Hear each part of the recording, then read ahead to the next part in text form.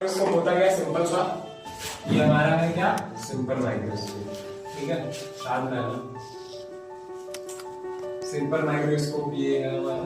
ठीक, आप थोड़ा ध्यान से सुनना, थोड़ा शांति से। सबसे पहले सिंपल माइक्रोस्कोप को समझाने के लिए हमको पता होना चाहिए कि हमारा मैग्नीफिकेशन क्या होता है। ठीक, जैसे हम लोगों ने अभी पढ़ा था मिरर का मैग्नीफिकेशन पढ़ा था चैप्टर क्लास 10 में लाइट चैप्टर में मैग्नीफिकेशन पढ़ा था। वो क्या होता है -v/u बराबर hi/ho। ये पढ़ा है। लेंस का क्या पढ़ा था, m बराबर क्या होता है v/u। यही तो पढ़ा था। अब ये हो गया मिरर का, ये हो गया लेंस का। बट आप हम पढ़ लेंगे सिंपल माइक्रोस्कोप, मतलब जो माइक्रोस्कोप है उसका क्या होता है मैग्नीफिकेशन। तो उसका मैग्नीफिकेशन होता है m बराबर β/α। मैग्नीफाइंग ऑफ माइक्रोस्कोप ये होता है m बराबर β/α।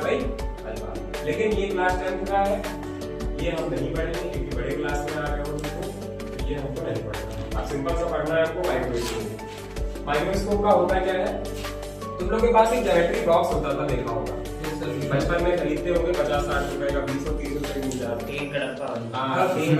10 रुपए का भी आता था। मैंने तो 10 वाला नहीं खरीदा है, 25-30 बस।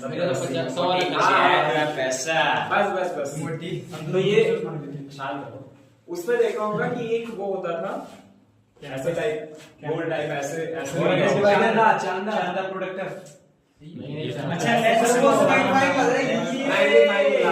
आप समझे?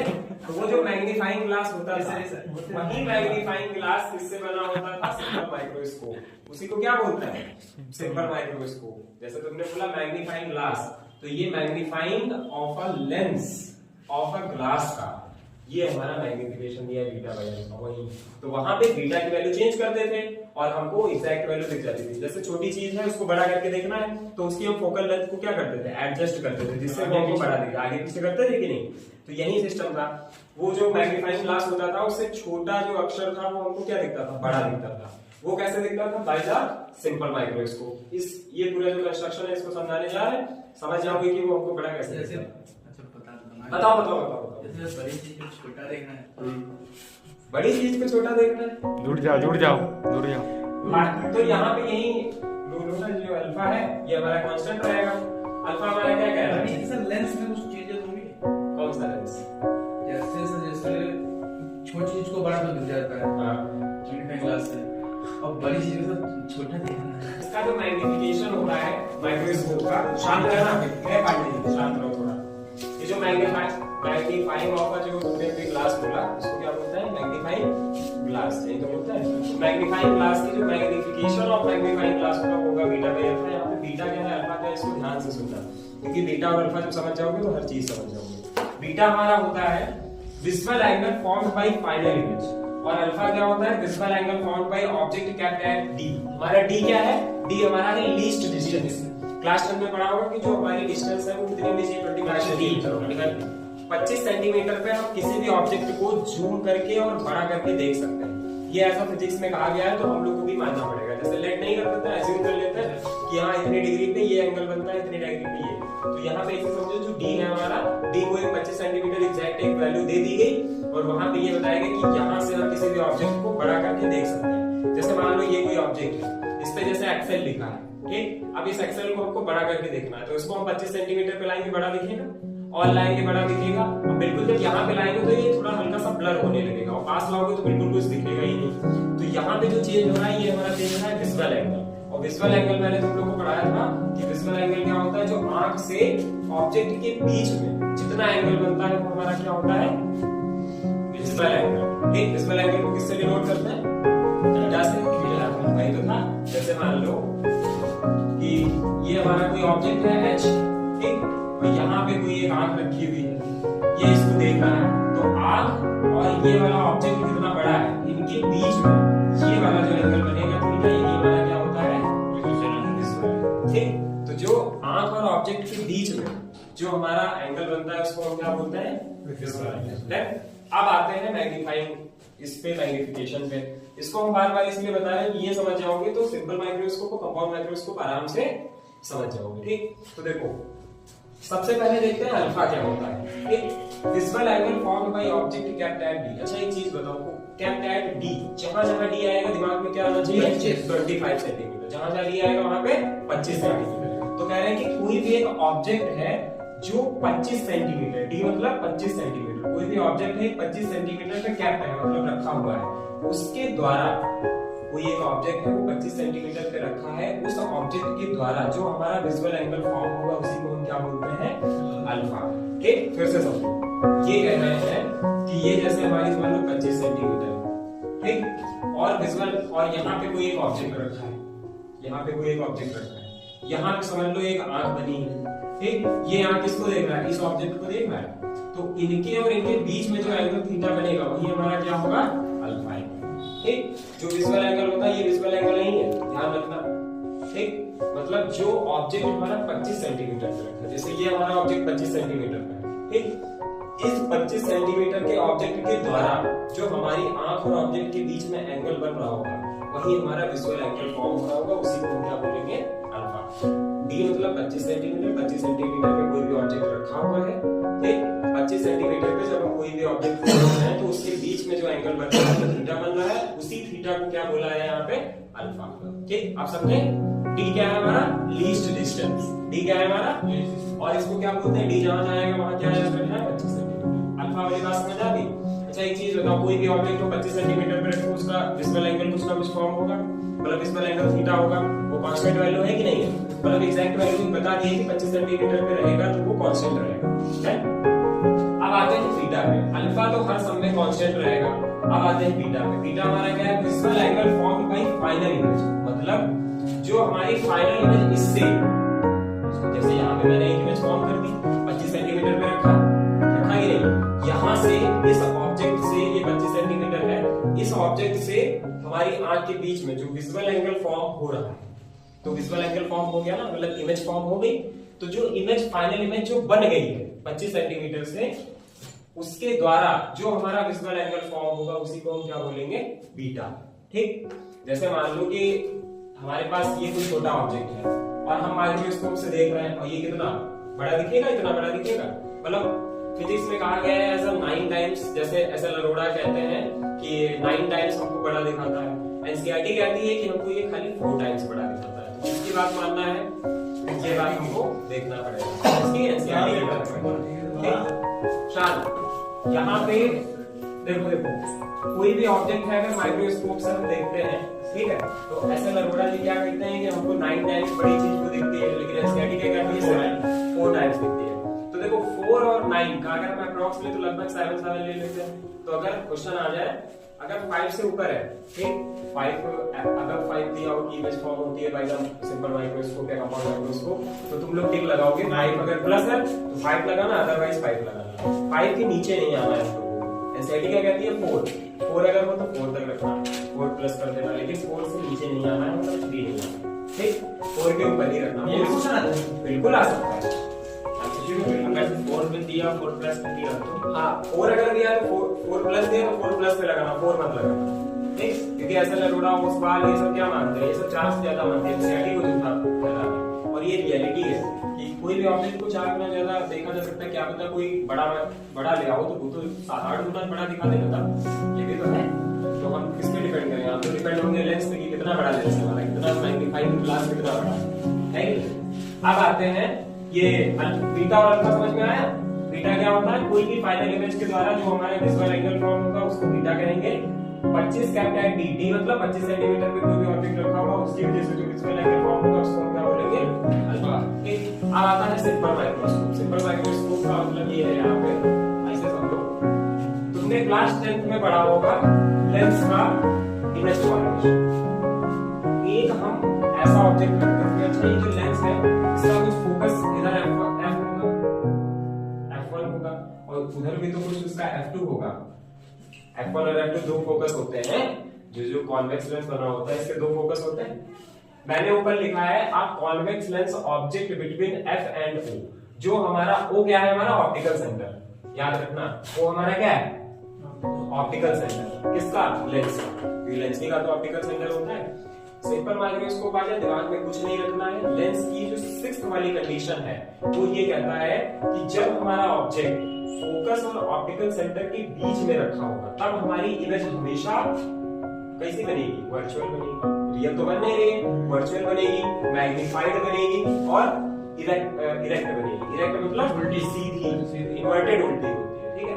ये हमारी वर्चुअल इमेज बनेगी, मैग्नीफाइड बनेगी। मैग्नीफाइड का मतलब होता है कि ऑब्जेक्ट से काफी बड़ी इमेज, इसको बोलते हैं मैग्नीफाइड, ठीक। और इरेक्ट बनेगी, तो ये ध्यान रखना। लेंस का जो 6th वाला कंडीशन है, लेंस की जो 6th वाली कंडीशन है, उसी का इमेज फॉर्मेशन कर देना, यही तुम्हारा हो गया सिंपल वाला। ज्यादा कुछ सोचना ही नहीं, ठीक। आप देखो इसमें ये होता क्या है, मैंने फोकस और ऑप्टिकल सेंटर के बीच में एक ऑब्जेक्ट को रखा, इसको मैंने मान लिया HO, हाइट ऑफ ऑब्जेक्ट। एक ध्यान से सुनना इसको, ये समझ में आ गया तो कंपाउंड आराम से समझ जाओ। फोकस और ऑप्टिकल सेंटर के बीच में एक ऑब्जेक्ट रखा, उसकी हाइट क्या है हमारी, HO। फोकस और ऑप्टिकल सेंटर के बीच में एक ऑब्जेक्ट रखा, उसकी हाइट क्या है, HO, ठीक। हमने तुमको दो कंडीशन बताई है कि जब कोई ऑब्जेक्ट से प्रिंसिपल एक्सिस से पैरेलल लाइट रे जाती है तो वो हमेशा फोकस से ऊपर निकलती है। तो एक मैंने यहाँ से लाइट रे पास कराई और यहाँ जैसे लेंस से टकराई, वो कहां से निकल गई, फोकस से, ठीक।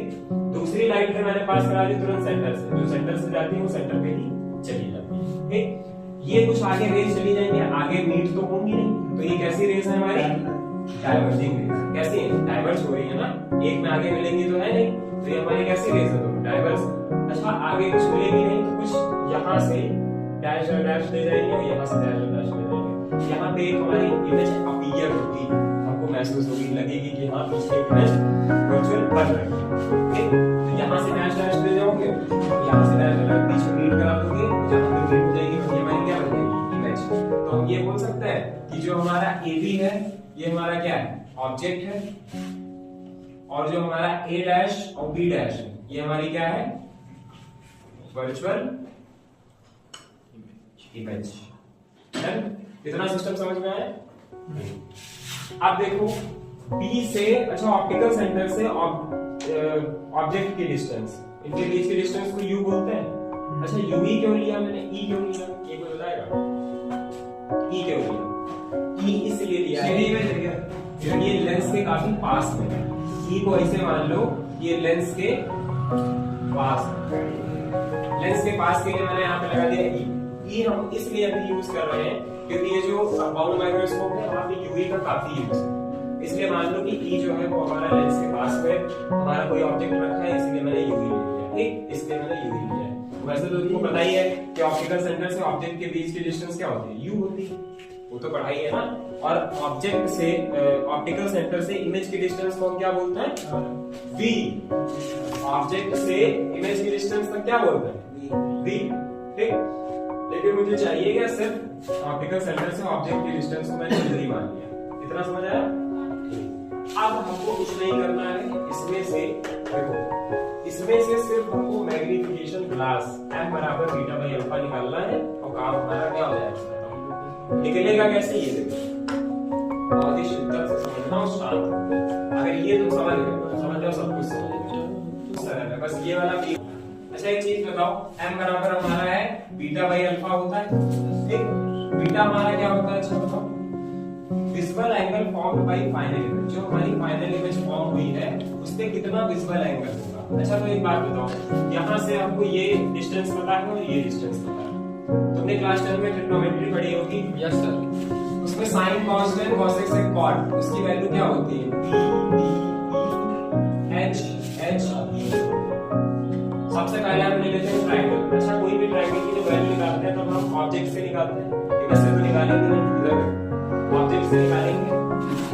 ये और ये कितना ट्रायंगल दिख रहा है, सही से दिख रहा है, ये दिख रहा है, कितना ट्रायंगल दिख रहा है। इस ट्रायंगल में ऐसा कौन सा ट्रिग्नोमेट्रिक रेशियो निकाले जिससे हमारी वैल्यू निकले, ये और ये मुझे दिख रहा है, tan बीटा लगाएंगे। यहाँ पे क्या लगाएंगे, tan बीटा। tan बीटा ही क्यों लगाएंगे, क्योंकि ये p/h हमारा होता है sin, b/h होता है cos और p/b क्या होता है tan। sin cos tan, और इसका उल्टा कर दोगे तो cos sec और cot, ठीक। तो हमारा जो tan बीटा होता है वो क्या हो जाएगा, परपेंडिकुलर अपॉन बेस। यहाँ से हम निकाल देंगे tan बीटा। यहाँ से जब tan बीटा निकालोगे तो tan की वैल्यू क्या होगी, परपेंडिकुलर अपॉन बेस। इस ट्रायंगल में से परपेंडिकुलर क्या है, कोई बताएगा, इस ट्रायंगल में से पता कितना क्या है? AB HO है ना HO। यहाँ पे क्या लिखो? HO अपॉन बेस क्या है? BO UE distance UE mu E या UE tan बीटा की वैल्यू निकल आई। या ठीक, आप बिल्कुल समझते रहना। फिर इसको क्या बोलते हैं, भूल गए, इसको क्या tan बीटा इसको ट्रिक से कुछ बोलते हैं। हाँ सर, ये सर इसको सर लोग कहते हैं सदा हाँ, इसको पंडित बद्री प्रसाद हरण बोले। यही होता है। अकॉर्डिंग टू टॉपिक सागर के लहर में फिर से पानी जाएगा। tan बीटा की वैल्यू कहां से? tan पता चल गया ना, tan क्या होता है? p upon v। तो यहां से p upon v, tan beta की वैल्यू निकल गई। अगर हम सिर्फ बीटा की वैल्यू निकालें तो हम ये कह सकते हैं कि जो बीटा है वो बराबर किसके है? किसके?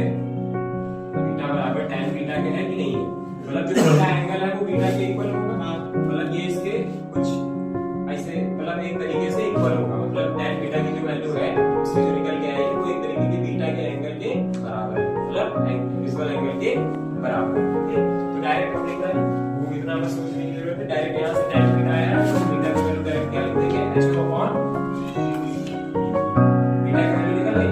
सिंपल सा आपको निकालना है अल्फा की वैल्यू। जिसने भी अल्फा की वैल्यू बता दी वो समझ लो 0। 25 जीनियस। 25 होती है। ठीक, यहाँ से ये हमारी 25 सेंटीमीटर, यहाँ पे कोई मैंने आंख एक बना दी, यहाँ से ये एंगल बना रहा है, ये हमारी है 25 सेंटीमीटर। ये हमारा हो गया HO और ये हमारी डिस्टेंस क्या होती है?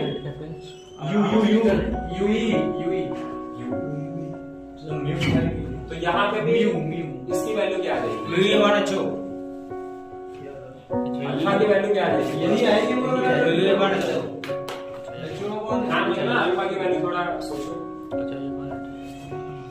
एक चीज बताओ, मैंने अल्फा की अभी वैल्यू क्या बताई थी? ठीक है, अल्फा होता है विजुअल एंगल फॉर्म्ड बाय, शांत रहो, visual angle formed by object कहते हैं डी। डी हमारा क्या होता है? 25 सेंटीमीटर। 25 सेंटीमीटर पे कोई एक ऑब्जेक्ट रखता है। ठीक, 25 सेंटीमीटर मतलब ये बीच की डिस्टेंस को डी मान ले। डी मतलब 25 सेंटीमीटर। ठीक, यहाँ पे ये हमारा क्या है? HO। तो जब हम tan अल्फा लगाएंगे तो क्या आ जाएगा? HO upon D D। तो अल्फा की वैल्यू क्या आ जाएगी? HO upon D। अल्फा की वैल्यू आ गई। अब क्या करना है हमको? मैग्निफिकेशन में इसकी वैल्यू वहां रख दो, इसकी वैल्यू वहां रख दो, सॉल्व कर दो। रेक्टेंगुलर कर दो, UA/D आएगा। तो कितना आ जाएगा? UA/D सही आएगा? सही बता? और m बराबर होता है क्या हमारा? m बराबर होता है बीटा बाई अल्फा। तो m बराबर बीटा की वैल्यू क्या है? HO by UE upon HO by D। HO से बढ़ जाएगा UA/D m बराबर कितना आ जाएगा? D by. अरे वो तो एक सेकंड में चल ये हमारा आ गया सिंपल माइक्रोस्कोप का मैग्नीफाइंग ऑफ अ लड़न ग्लास ऑफ लाइक सब्सक्राइब कर। डाटा।